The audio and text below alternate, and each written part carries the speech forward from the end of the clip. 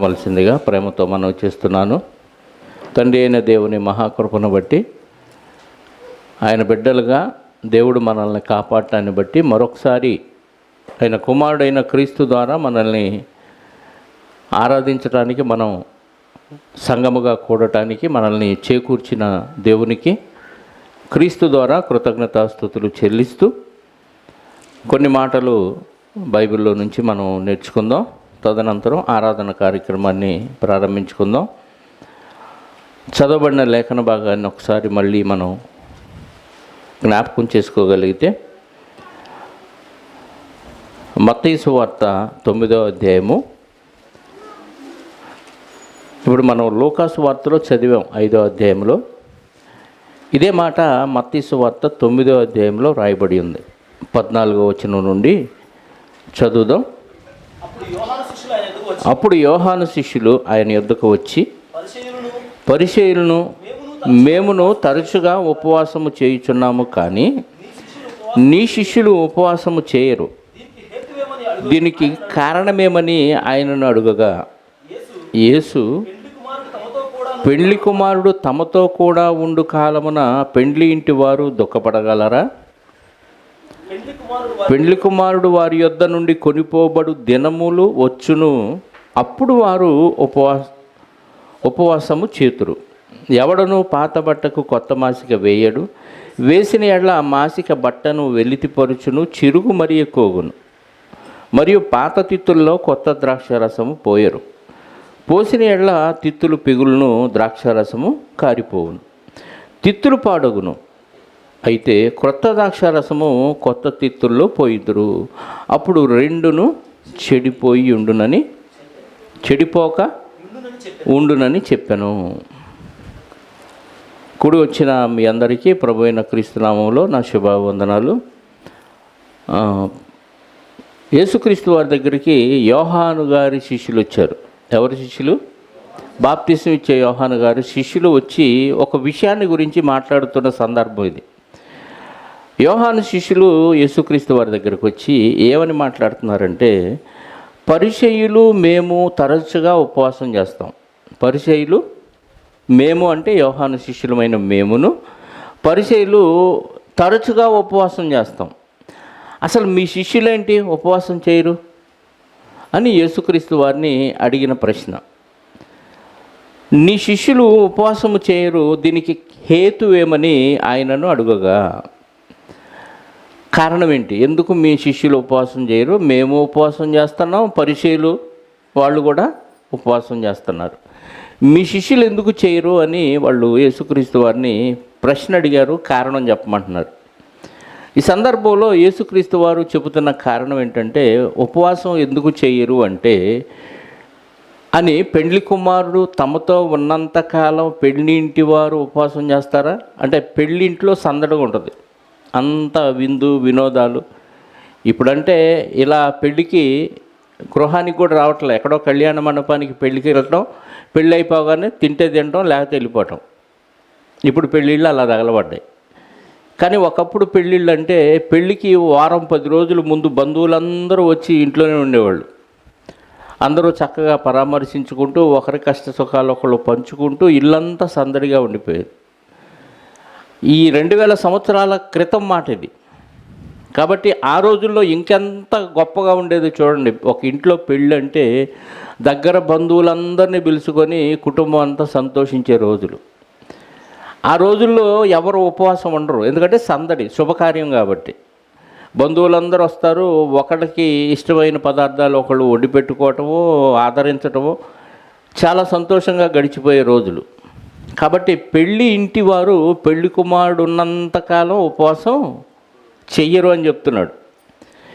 పెళ్లి కుమారుడు వారి యొద్ద నుండి కొనిపోబడు దినములు వచ్చును, అప్పుడు వారు ఉపవాసము చేతురు. పెళ్లి కుమారుడు ఉన్నంతకాలం పెళ్ళింటోళ్ళు చేయరు, కానీ వాళ్ళ దగ్గర నుంచి పెళ్లి కుమారుడు వెళ్ళిపోయే రోజులు వస్తాయి, అప్పుడు వాళ్ళు ఉపవాసం చేస్తారు అన్నాడు.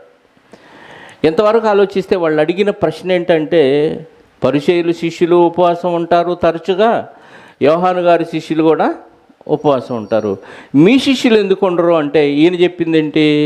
ఏందో పెళ్ళి అన్నాడు, విందన్నాడు, పెళ్లి కుమారుడు ఉన్నంతకాలం ఉపవాసం. వాళ్ళు అడిగిన దానికి దీనికి ఏమైనా సంబంధం ఉందా అని అంటే లేనట్టుగానే అనిపించింది మనకి. కానీ ఆయన చెప్పిన సమాధానం ఏంటంటే, పెళ్లి కుమారుడు అంటే ఆయనే, యేసుక్రీస్తు వారే. పెళ్లి కుమారుడు అంటే యేసుక్రీస్తు వారు. పెళ్లి కుమార్తె ఎవరు అని అంటే సంఘం. పెళ్లి కుమార్తె ఎవరంటే సంఘం.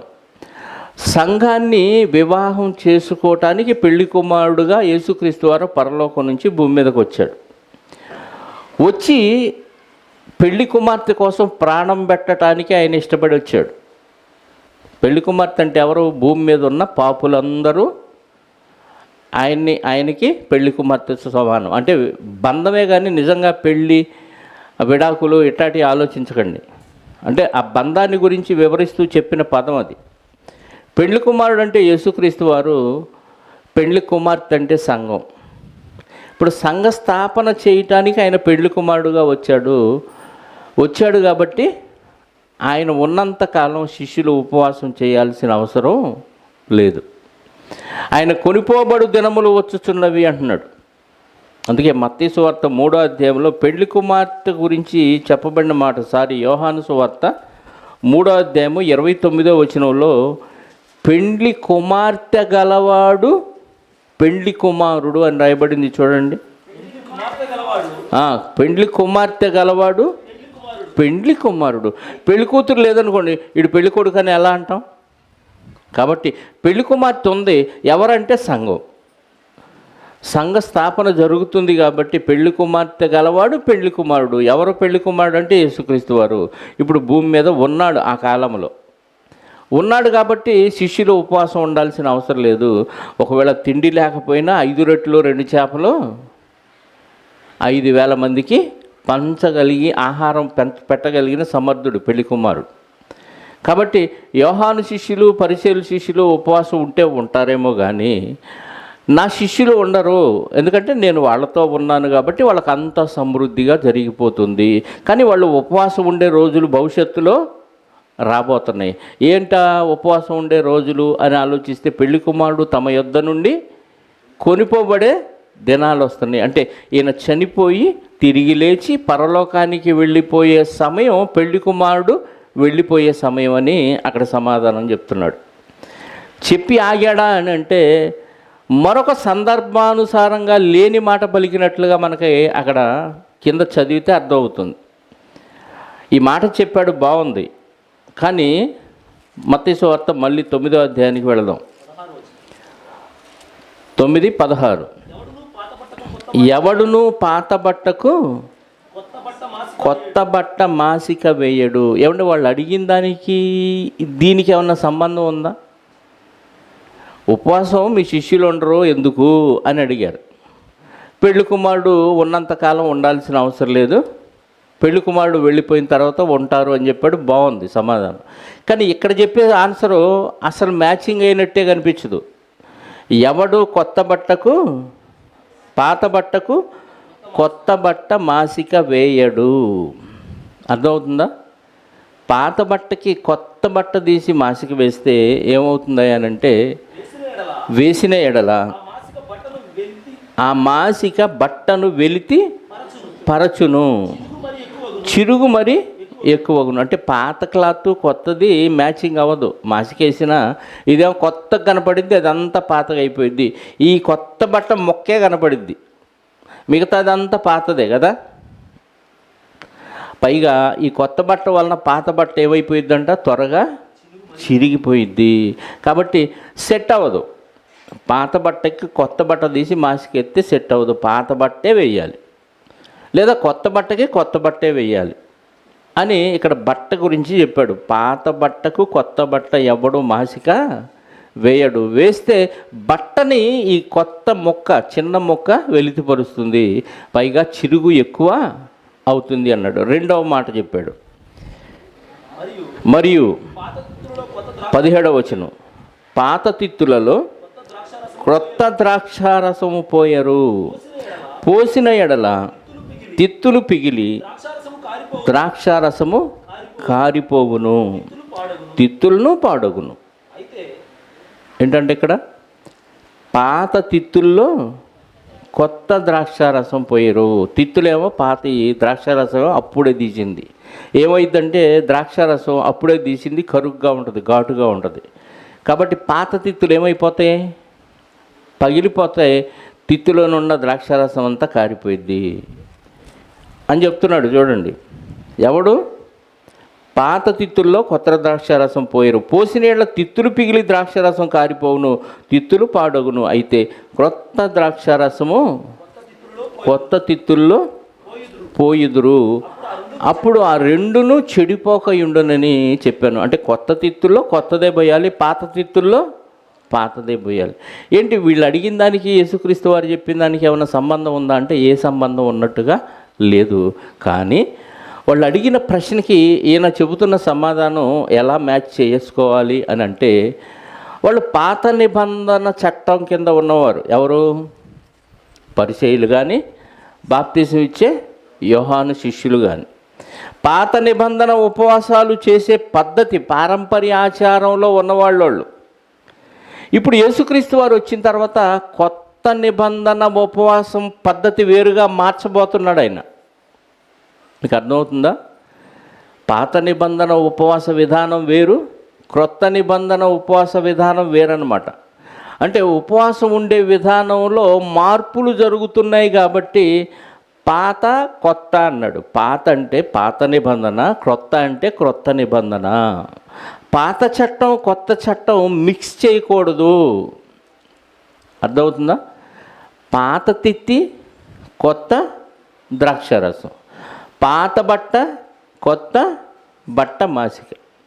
చాలామందికి ఈ మాటలోని భావం తెలియక బైబిల్ అంతా మనదే అనుకొని పాత నిబంధన కొత్త నిబంధన వచనాలన్నీ మిక్స్ చేసుకొని వాడేసుకుంటూ ఉంటారు క్రైస్తవులు. ఇది ఎలా ఉందంటే పాత తిత్తిలో కొత్త ద్రాక్షారసం పోసినట్టే. ఇప్పుడు కొత్త నిబంధన చట్టం కింద ఉన్న క్రైస్తవులు పాత నిబంధన చట్టంలో ఇశ్రాయేలీలకు ఇచ్చిన ఆజ్ఞలు ఇవి నాకు వర్తిస్తాయి అనుకొని సంబరపడుతూ వాగ్దానాల పేరుతో రాసుకొని గంతులేస్తే అది పాత తిత్తిలో కొత్త ద్రాక్షారసం పోయినట్టే. తిత్తి మిగిలిపోయింది, ద్రాక్షారసం కూడా కారిపోయింది. నీ మాసిక అందరికి కనపడిద్ది అనమాట. పాత బట్టకి కొత్త బట్ట మాసికేసినట్టుగా కనపడిపోతూ ఉంటుంది. వాళ్ళు అడిగింది ఉపవాసం గురించి, ఈయనేమో టోటల్గా మొత్తం చెప్తున్నాడు. పాతది కొత్తది సెట్ అవ్వదు, పూర్తిగా వ్యతిరేకం, అందరికీ వెలితిగా కనపడుతుంది ఇది. పైగా అసలు అందులో ఏమి ఉండదు, మొత్తం జ్యూస్ అంతా కారిపోతుంది అని చెప్తున్నాడు. ఇందులో ఆయన చెప్పింది ఏంటంటే మెయిన్ ఉపవాసం గురించి వాళ్ళు అడిగారు కాబట్టి ఉపవాసం గురించి ఒకసారి మనం ఆలోచించగలిగితే యెషయా గ్రంథం 58వ అధ్యాయము, యెషయా గ్రంథం 58వ అధ్యాయము 3వ వచనం నుండి చదువుదాం. యెషయా గ్రంథం 58వ అధ్యాయము 3వ వచనం నుండి. మేము ఉపవాసం ఉండగా నువ్వెందుకయ్యా దేవుడా మా వైపు చూడవు? మేము మా ప్రాణములను ఆయాసపరుచుకొనగా నీవెందుకు లక్ష్య పెట్టవు అని అందురు. నీ ఉపవాస దినమున మీరు మీ వ్యాపారము చేయుదురు. ఏం చేస్తారంట? ఇదంతా పాత నిబంధనకు సంబంధించిన ఉపవాసం. ఉండి దేవుడిని అడుగుతున్నారంట. ఏమని? ఏంటి మేము ఉపవాసం ఉండి నీతో గోజాడుతున్నాం కదా. చాలామంది చూడండి సంఘాల్లో సంపూర్ణ ఉపవాస రాత్రి ప్రార్థన కూడికలు పెడుతున్నారు, ఇలాంటి టైటిల్స్ కదా. ఉపవాస ప్రార్థన కూడికలు, ప్రత్యేకమైన ఉపవాస ప్రార్థనలు అంటారు.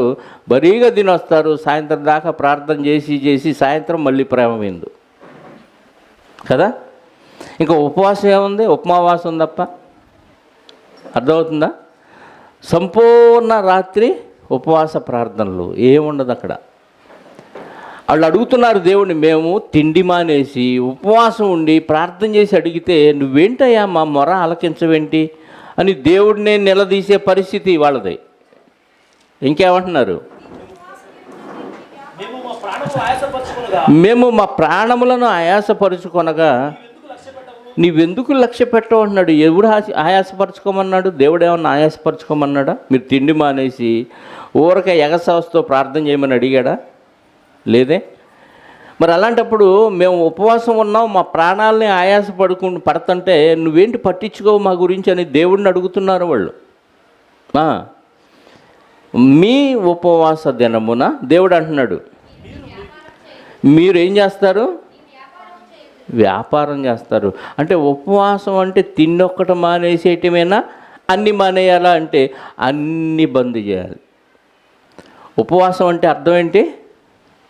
పస్తుండటం. తిండి నీళ్లు మానేస్తే ఉపవాసం కాదండి, మొత్తం మానేయాలి. మీరు పని చేస్తారు అంటే పని చేయకూడదని మనకు అర్థమైపోతుంది. ఉపవాసం అంటే తిండి ఒక్కటే మానేయటం కాదు, నువ్వు పని కూడా మానేయాలి. మీ ఉపవాస దినమున మీరు మీ వ్యాపారములు చేయుదురు అంటే వ్యాపారం కూడా ఉపవాసమే ఆ రోజు. అది పాత నిబంధన. ఇంకా మీ పనివారి చేత కఠినమైన సేవ చేయించుదురు. మీరు మానేయరు, మీ పనివాళ్ళ చేత కూడా పని చేయకుండా మానేయరు. అంటే పనివాడి చేత చేయించకూడదు, నువ్వు పని చేయకూడదు అన్నమాట కదా. మీరు కలహపడుచు వివాదము చేయుచు అన్యాయముగా గుద్దులాడుచు ఉపవాసం ముందురు. ఉపవాసం ఉన్న సమయంలో పని మానేయమన్నాడు, తిండి మానేయమన్నాడు, గొడవలు కూడా మానేయమన్నాడు. అంటే తగాదాలు ఉండకూడదు. చాలామంది చూడండి, స్త్రీలు ఎక్కువగా ఉపవాసం ఉంటారు. అది హైందవ మతమైనా క్రైస్తవులోనైనా ఎక్కడైనా ఉపవాసం ఉంటారు. ఉపవాసం ఉన్నారు కదా అని సైలెంట్గా ఉంటారంటే ఇంట్లో ఉండి గొడవ పడతారు కదా. అసలే తిండి మానేస్తే నీరసం వచ్చింది, నీరసం వల్ల ఏమొచ్చిందంటే కోపం వచ్చింది. కోపం రావటం వల్ల ఏదో ఒక అనరాని మాట అనేస్తారు, ఇంట్లో గొడవ పెరిగిపోద్ది. వీళ్ళ పరిస్థితి అలాగే ఉంది. మీరు కలహపడుచు ఉపవాసము వివాదము చేయుచు అన్యాయముగా గుద్దులాడుచు ఉపవాసం ఉంటారు. అలాంటి ఉపవాసం నాకు అవసరం లేదంటున్నాడు దేవుడు. మీ కంఠధ్వని పరమున వినబడునట్లుగా మీరిప్పుడు ఉపవాసము ఉండరు. అంటే ఉపవాసం ఉంటే దేవుడికి ఇష్టకరంగా నువ్వు ప్రార్థన చేస్తే నీ ప్రార్థన దేవుని దగ్గరికి చేరేటట్టుగా ఉండాలన్నమాట. దేవుడికి ఇష్టం లేని పనులన్నీ చేస్తూ నేను ఉపవాసం ఉన్నాను, నా వైపు ఎందుకు చూడవు, నా మొర ఎందుకు ఆలకించవని దేవుడిని చొక్కా పట్టుకొని నిలదీసేంత ఉపవాసం నీకు అవసరం లేదు అంటున్నాడు. అట్టి ఉపవాసము నాకు అనుకూలమని మీరు అనుకుంటున్నారా? మనుషులు తన ప్రాణమును బాధపరుచుకొనవలసిన దినము అట్టిదేనా? మీ ప్రాణాలని బాధపరుచుకునే దినమేనా ఉపవాసం? అలాంటి ఉపవాసం నేనేమన్నా కోరుకున్నానా? నాకేం అవసరం మీరు ఉపవాసం మానేయటం వల్ల? నేనేమన్నా తిండి పెట్టలేని దేవుడినా అంటున్నాడు దేవుడు. 6 లక్షల మంది కాల్బాలం అంటే సుమారుగా 20 లక్షల మంది జనాభాను 40 సంవత్సరాలు ఎలాంటి పని చేయకుండా పోషించిన దేవుడు. అర్థమవుతుందా? భూమి పుట్టినప్పటి నుంచి ఇప్పటి వరకు ప్రకృతిలో ఉన్న సమస్త జీవరాశుల్ని ఏ పని చెయ్యకుండా పోషిస్తున్న దేవుడు. దేవుడు పోషించలేక మీరు ఉపవాసం ఉండండి అని చెప్పలేదు. ఈ ఉపవాసం పారంపర్య ఆచారంగా మారిపోయింది. ఇప్పటికీ క్రైస్తవుల్లో ఈ ఉపవాస ప్రార్థన కూడికలు వెంటాడుతూనే ఉన్నాయి. అది పాత తిత్తి. పాత తిత్తిలో కొత్త నిబంధన ద్రాక్షారసం పోసేశారు. వాళ్ళు అడిగింది ఏం ప్రశ్న? శాస్త్రులు, యోహాను శిష్యులు, మీ శిష్యులు ఎందుకు ఉపవాసం ఉండరు? యోహాను శిష్యులు, పరిసయ్యులు ఉపవాసం ఉంటున్నాం కదా, మీ శిష్యులు ఎందుకు ఉండరు అంటే అది పాత తిత్తినైనా, పాత నిబంధన, పాత బట్టది. నువ్వు కొత్త బట్ట తీసుకెళ్ళి దానికి మాసికేస్తే కుదిరే పని కాదు. బట్ట చిరిగిపోయిద్ది, వెలితి ఎక్కువైపోద్దాడ. పాత తిత్తిలో కొత్త ద్రాక్షరసం పోతే కుదరదు అంటున్నాడు. ఇంకేమంటున్నాడు? మనుషుడు తన ప్రాణమును కొనవలసిన దినము అట్టిదేనా? ఒకడు జమ్ము వలె తల వంచుకొని, గోనె పట్ట కట్టుకొని, బూడిద పరుచుకొని కూర్చుండుట ఉపవాసమా?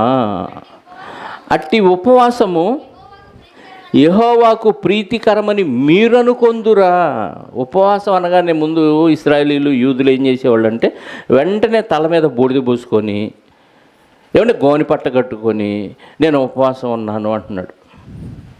ఈ మధ్య చాలా రోజులు అవుతుంది, చాలా సంవత్సరాలు అనుకుంటా, గుంటూరులోనే ఒక ఆయన చేశాడు. సాధు, ఏం పేరు ఆయన పేరు?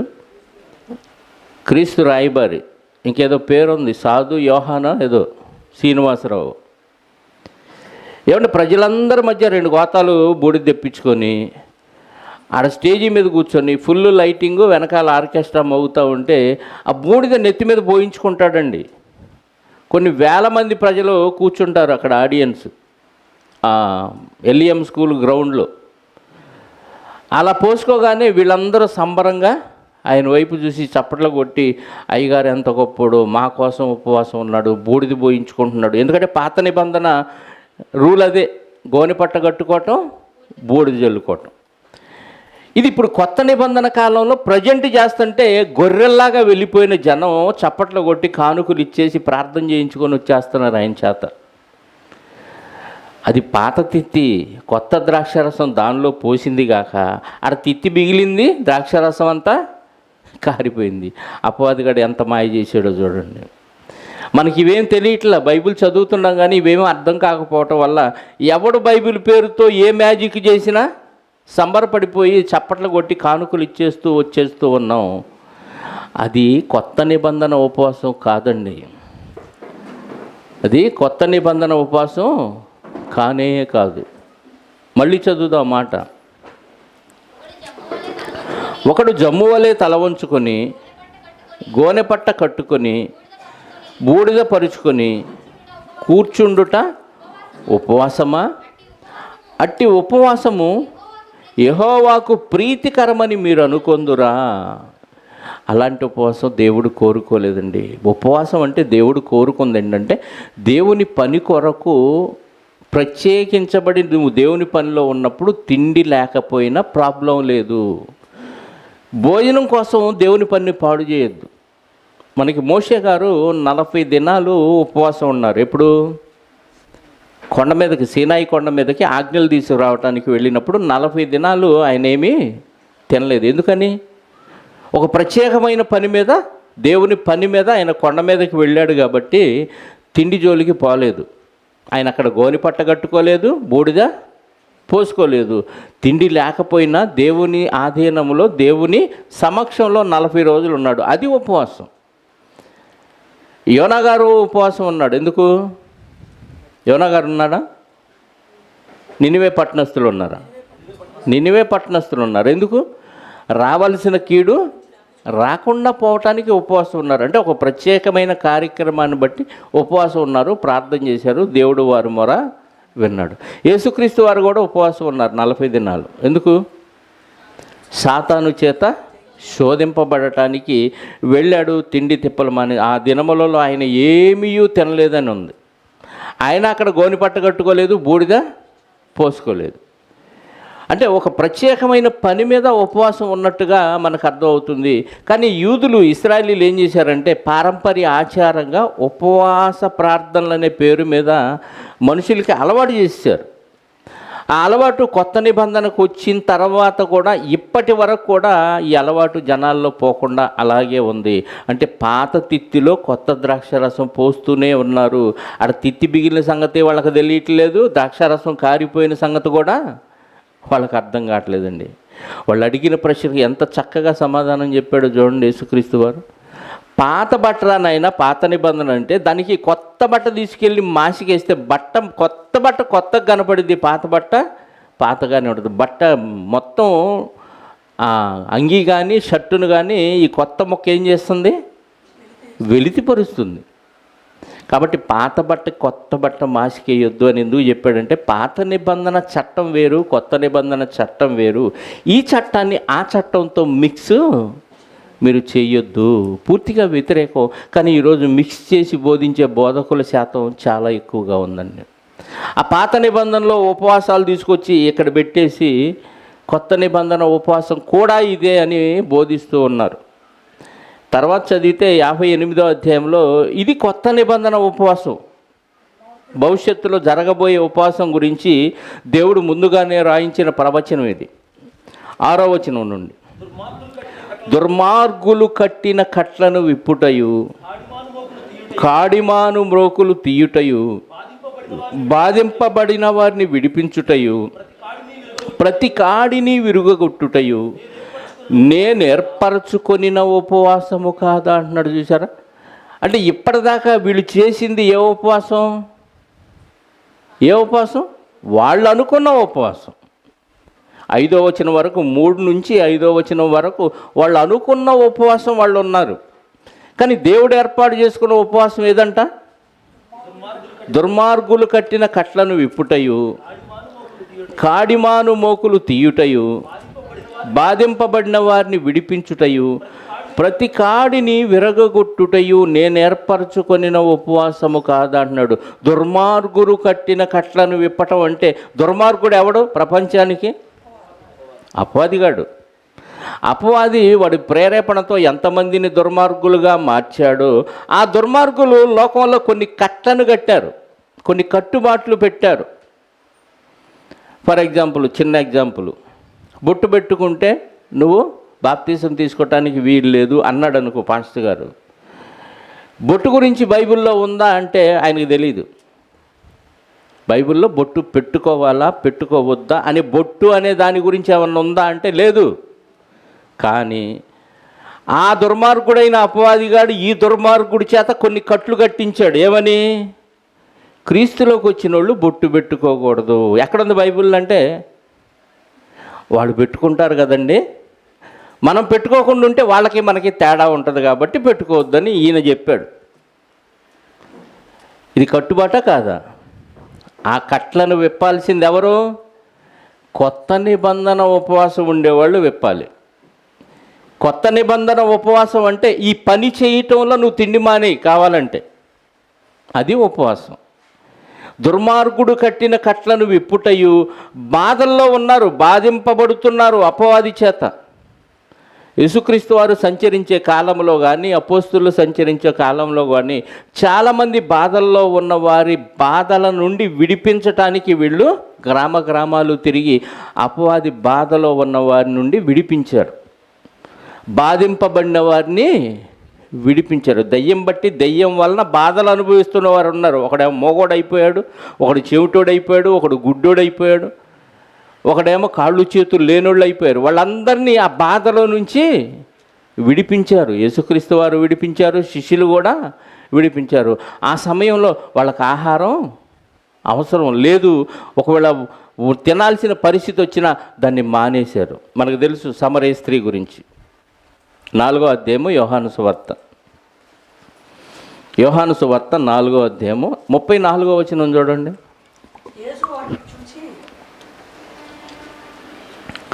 యేసు శిష్యులను చూచి, నన్ను పంపిన వాని చిత్తము నెరవేర్చుటయు, ఆయన పని తుదముట్టించుటయు నాకు ఆహారమై ఉన్నది అంటున్నాడు. అంటే ఈయన తినేది ఎలా? శిష్యులేమో ఊర్లోకి వెళ్ళారు భోజనం కొనుక్కురావటానికి. ఈలోపు నువ్వు భోంచే అని యేసుక్రీస్తు వారిని అడిగితే, మీకు తెలియని ఆహారం నాకు ఉందనగానే ఎవడో ఏదో బిర్యానీ తెచ్చిపెట్టాడు యేసుక్రీస్తు వారికి అనుకున్నారు శిష్యులు. ఆ తెలియని ఆహారం ఏంటంట? తండ్రి చిత్తము నెరవేర్చుట నాకు ఆహారమై ఉన్నది.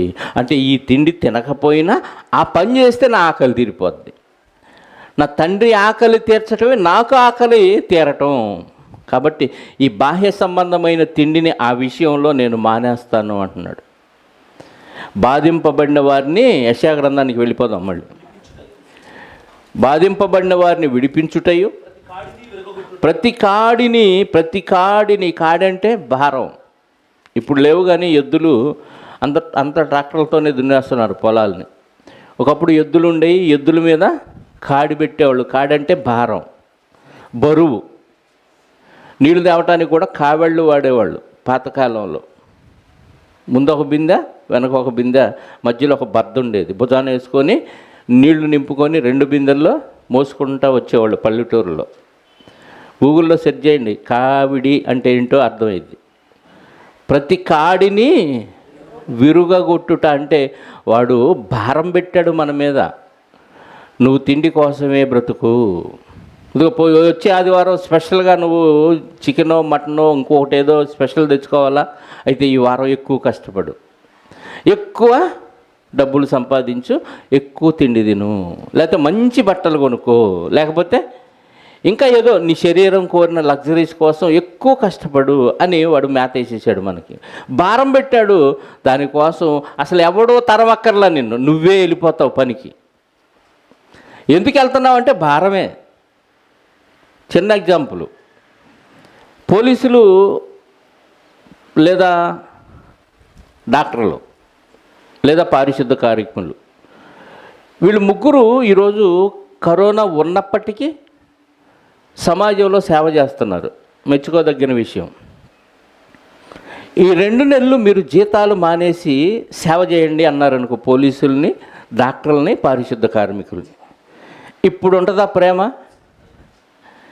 వీళ్ళు ప్రాణాలకు తెగించి సమాజంలోకి వెళ్ళి కరోనా వలన చనిపోతామని తెలిసినా ఏం చేస్తున్నారు?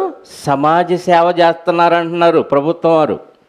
మెచ్చుకుంటున్నారు, వాళ్ళకి గిఫ్ట్లు ఇస్తున్నారు. ఇంకా నిజంగా చేస్తున్నారు, ఓకే. కానీ జీతం కోసం చేస్తున్నారా లేదా ప్రజల మీద ప్రేమతో చేస్తున్నారా చెప్పండి?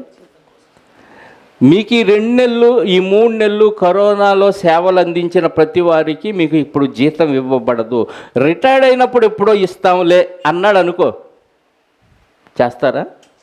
అంటే వీళ్ళు ప్రేమతో చేయట్లేదన్నమాట. మరి దేంతో చేస్తున్నారు? జీతం రావాలి కాబట్టి కష్టపడుతున్నారు, బాధపడుతున్నారు. ఇబ్బంది అయినా మాస్క్ కట్టుకోనో శానిటైజర్ పూసుకోనో సమాజంలోకి వెళ్ళి సేవలు అందిస్తున్నారు.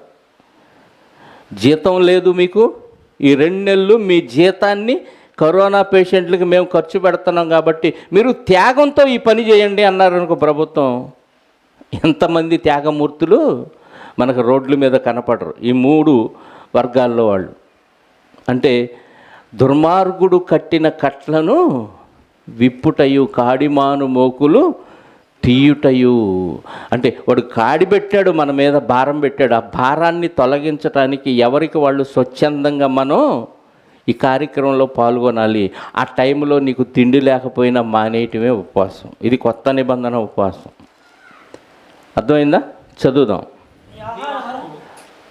నీ ఆహారము ఆకలి కొనిన వారికి పెట్టుటయు, నీ రక్త సంబంధికి ముఖము తప్పింపకుండుటయు, దిక్కుమాలిన బేదలను నీ ఇంట చేర్చుకొనుటయు, వస్త్రహీనుడు నీకు కనబడినప్పుడు వానికి వస్త్రములు ఇచ్చుటయు, ఇదియే కదా నాకు ఇష్టమైన ఉపవాసము అంటున్నాడు.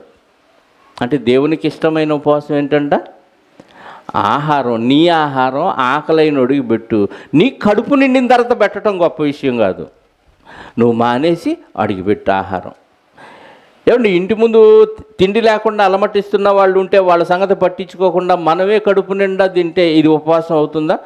తిని వారంలో ఒకరోజు నేను ఎంత ఉపవాసం ఉంటానో తెలుసా అని నీరసంగా మొహం పెడితే అది ఉపవాసం దేవుడికి ఇష్టమైంది కాదండి. నీ ఆహారం ఆకలి కొన్నవాడికి పెట్టు. ఇది శరీర సంబంధమైన ఆహారం పెట్టాలి, అలాగే ఆత్మ సంబంధమైన ఆహారం కూడా, వాక్యం అనే ఆహారం కూడా. ఆకలితో ఉన్నవారు సమాజంలో ఎంతోమంది ఉన్నారు. ఎంతమంది? ఎక్కువ మంది ఉన్నారా తక్కువ మంది ఉన్నారా? చాలా ఎక్కువ మంది ఉన్నారు. ఎవరికి పెడుతున్నాం మనం ఆహారం? కనీసం చెప్పిన మెసేజ్ ఫోన్లోకి డౌన్లోడ్ చేసుకొని షేర్ చేయటానికి కూడా పెట్టట్లే మనం. లాక్డౌన్ సమయంలో చాలా వాక్యాలు మాట్లాడటం జరిగింది.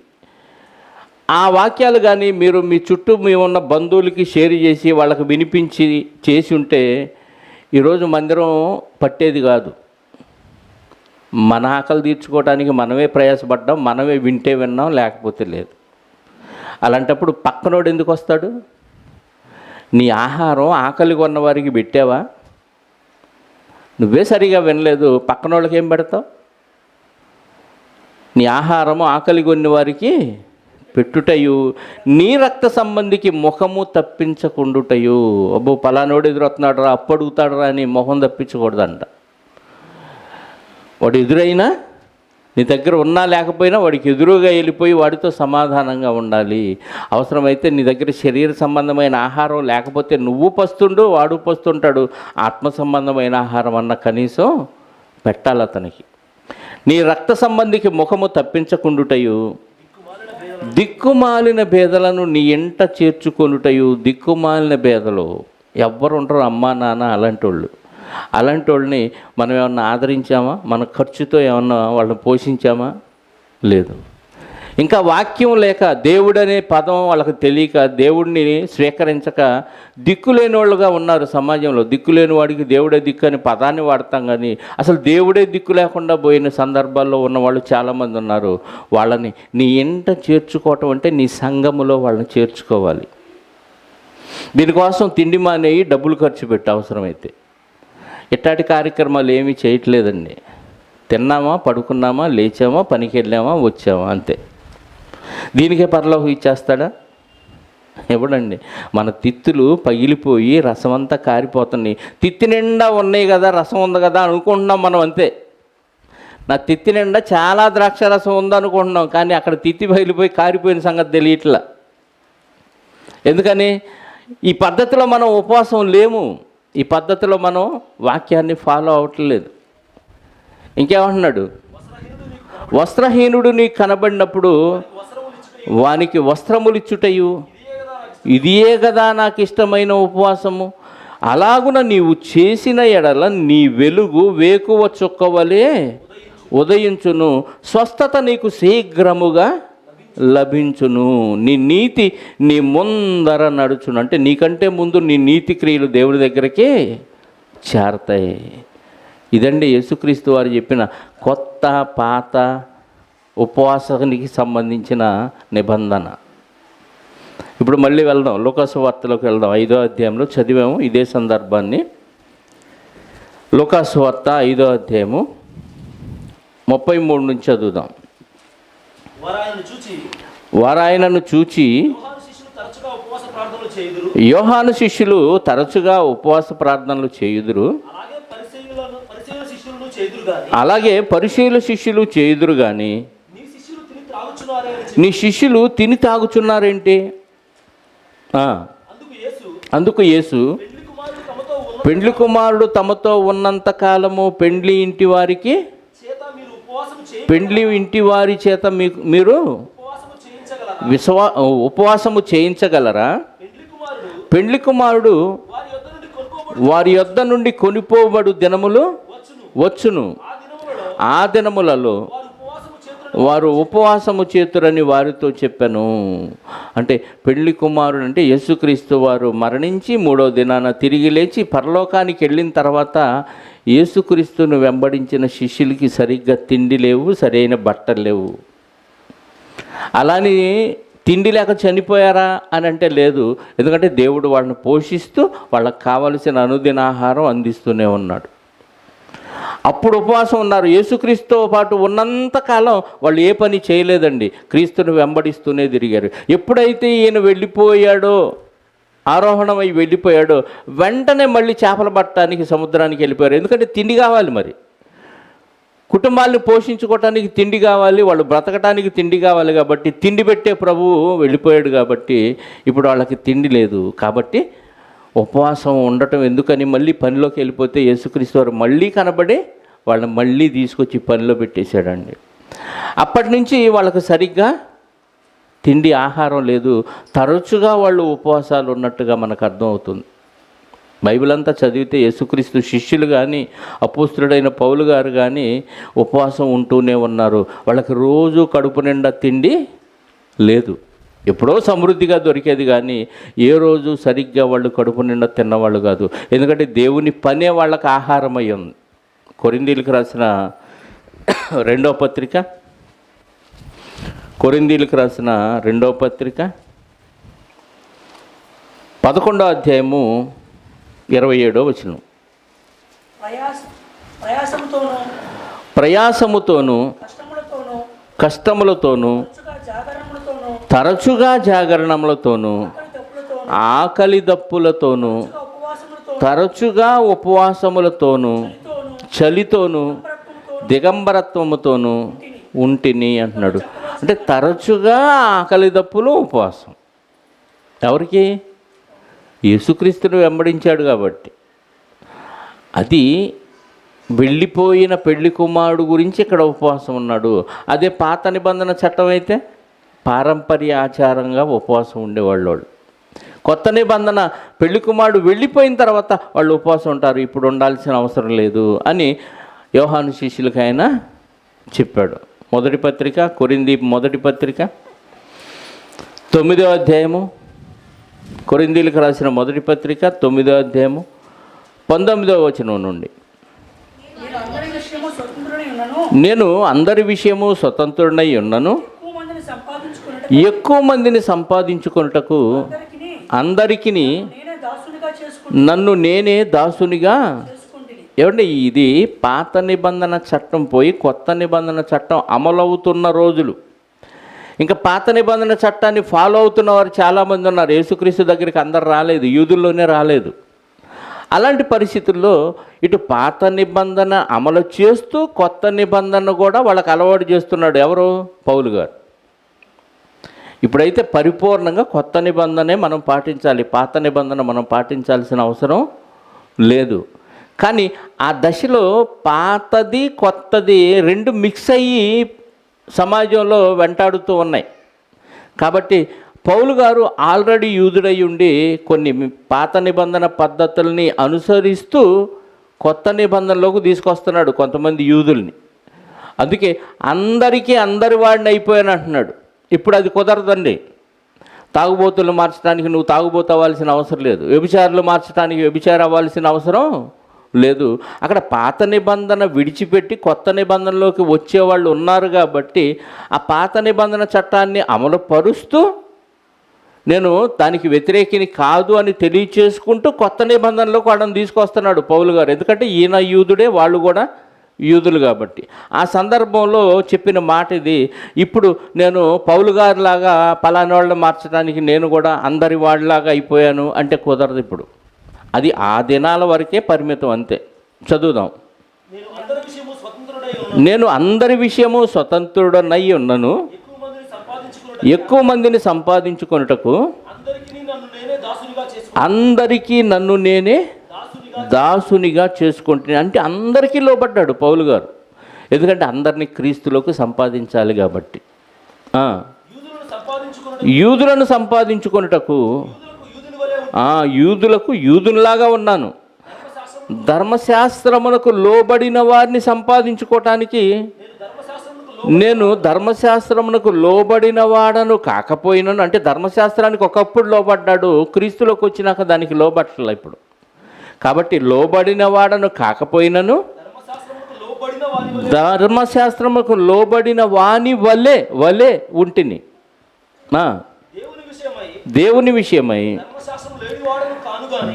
విషయమై ధర్మశాస్త్రం లేనివాడను కానుగాని క్రీస్తు విషయమై ధర్మశాస్త్రమునకు లోబడిన వాడను అయినను ధర్మశాస్త్రము లేని వారిని సంపాదించుకొనుటకు ధర్మశాస్త్రము లేని వారికి ధర్మశాస్త్రము లేని వాని వలె ఉంటిని.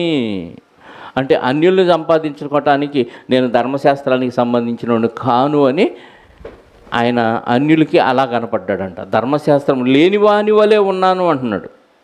బలహీనులను సంపాదించుకుంటకు బలహీనులకు బలహీనులకును బలహీనులనైతిని. ఏ విధము చేతనైనను కొందరిని రక్షింపవలనని అందరికీ అన్ని విధముల వాడనయ్యున్నాను.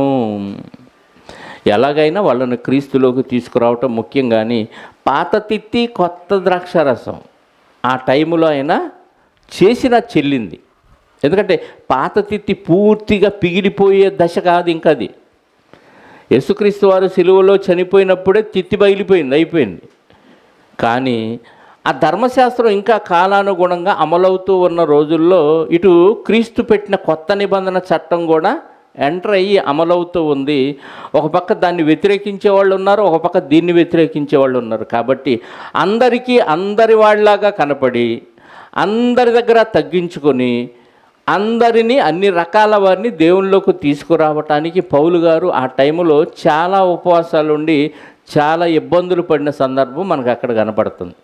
కాబట్టి పెండ్లి కుమారుడు వెళ్ళిపోయిన తరువాత కూడా ఈయన చాలా ఉపవాసం ఉన్నట్టుగా కనపడుతుంది. అపోస్తుల కార్యాల గ్రంథం 13వ అధ్యాయము 1 నుంచి చదువుదాం. అపోస్తుల కార్యముల గ్రంథం 13వ అధ్యాయం 1 నుంచి. అంతియొకయలో ఉన్న సంఘములో బర్నబా, నిగెర్ అనబడిన సుమియోను, కురేనీయుడైన లుకియా, చతుర్థాధిపతి అయిన హేరోదుతో కూడా పెంచబడిన మన యేసు సౌలు అను ప్రవక్తలను బోధకులను ఉండిరి. వారు ప్రభువును సేవించుచు ఉపవాసము చేయుచుండగా పరిశుద్ధాత్మ నేను బర్నబాను సౌలును పిలిచిన పని కొరకు వారిని నాకు ప్రత్యేకపరచుడని వారితో చెప్పాను. అంతటా వారు ఉపవాసముండి ప్రార్థన చేసి వారి మీద చేతులుంచి వారిని పంపిరి. అంటే పంపించే కార్యక్రమంలో ఉపవాసం ఉండి ప్రార్థన చేశారు కదా. అంటే ఒక ప్రత్యేకమైన పని కొరకు క్రొత్త నిబంధన ఉపవాసం మనకి ఇక్కడ కనపడుతుంది, కానీ ఊరికినే ఉపవాస కూడికేమీ పెట్టుకోలేదండి. ఇశ్రాయేలీలు పెట్టుకున్నట్టు గోనెపట్ట కట్టుకొని బూడిద జల్లుకొని ఉండే ఉపవాసం వాళ్ళు చేయలేదు. అంతియోకయలో ఉన్న సంఘములో వీళ్ళంతా ఉన్నారు. వీళ్ళంతా ఒక రకంగా వీళ్ళు ప్రవక్తలు లాంటి వాళ్ళు. వాళ్ళందరూ ఉన్నప్పుడు నేను పౌలును బర్నబాను పిలిచిన పరిశుద్ధ పని కొరకు వాళ్ళని ప్రత్యేకపరచమని పరిశుద్ధాత్మ వలన ప్రేరేపించబడి చెబితే వాళ్ళ కొరకు ప్రార్థన చేసి వాళ్ళని పంపించినట్టుగా మనకి ఇక్కడ అర్థమవుతుంది ప్రియులారా. కాబట్టి పాత తిత్తి కొత్త ద్రాక్షరసం, పాత ద్రాక్షరసం కొత్త తిత్తి రెండు మ్యాచ్ అయ్యే పరిస్థితి కాదు. కొత్త తిత్తిలో కొత్త ద్రాక్షరసం పోతేనే ఖచ్చితంగా తిత్తి పిగలకుండా ద్రాక్షరసం సేఫ్గా ఉంటుంది. తిత్తిని హృదయంగా తీసుకున్నా సరిపోతుంది. పాత తిత్తి, పాత నిబంధన అనుసరించే హృదయం నీకు ఇక ఉండకూడదు. ఇప్పుడు కొత్త తిత్తిగా నువ్వు మార్చుకోవాలి. కొత్త హృదయం, నూతనమైన హృదయం నువ్వు కలిగి ఉండి నూతనమైన వాక్యాన్ని, కొత్త నిబంధన వాక్యాన్ని వేసుకుంటే అందులో చక్కగా హృదయంలో నింపబడి హృదయానుసారంగా దేహం పనిచేస్తూ ఉంటుంది. కాబట్టి ఉపవాసం గురించిన సందర్భాన్ని పురస్కరించుకొని యేసుక్రీస్తు వారు వీళ్ళకి ఆ మాట చెప్పినట్టుగా మనకు అర్థమవుతుంది. దానిలో వాళ్ళు అడిగిన దానికి దీనికి సంబంధం లేనట్టుగా ఉన్నప్పటికీ వాళ్ళు అడిగిన దానికి ఖచ్చితంగా పాత నిబంధన కొత్త నిబంధన ఉన్న చట్టంలోని వ్యత్యాసాన్ని యేసుక్రీస్తు వారు వాళ్ళకి తెలియచేసినట్టుగా మనకి ఇక్కడ అర్థమవుతుంది. కాబట్టి ఈ ఉపమాన భావాన్ని ఇలా గ్రహించి మనం పాత నిబంధన కొత్త నిబంధన మిక్స్ చేయకూడదన్న విషయాన్ని గ్రహించి అలా మిక్స్ చేసి బోధిస్తే అది తిత్తి బిగిలే పరిస్థితి, లేకపోతే బట్టకి మాసిక వేసిన పరిస్థితి లాగానే కనపడుతుంది తప్ప దేది సెట్ అయ్యే పరిస్థితి లేదని గ్రహించాలని ప్రేమతో మనవి చేస్తూ నా మాటలు ముగిస్తున్నాను. ప్రార్థన చేసుకొని మనం ప్రభు యొక్క శరీరములోను రక్తములోను పాలు పొందుదాం. తల్ల వంచి కళ్ళు మూసుకుంటే ప్రార్థన చేసుకుందాం.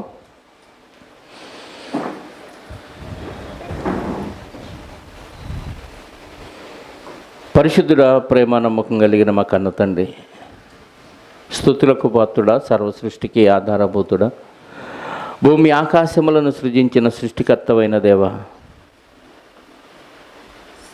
ఈ ప్రపంచంలో ఎంతోమంది పుట్టుకొస్తూ ఉన్నారు, మరణిస్తూనే ఉన్నారు.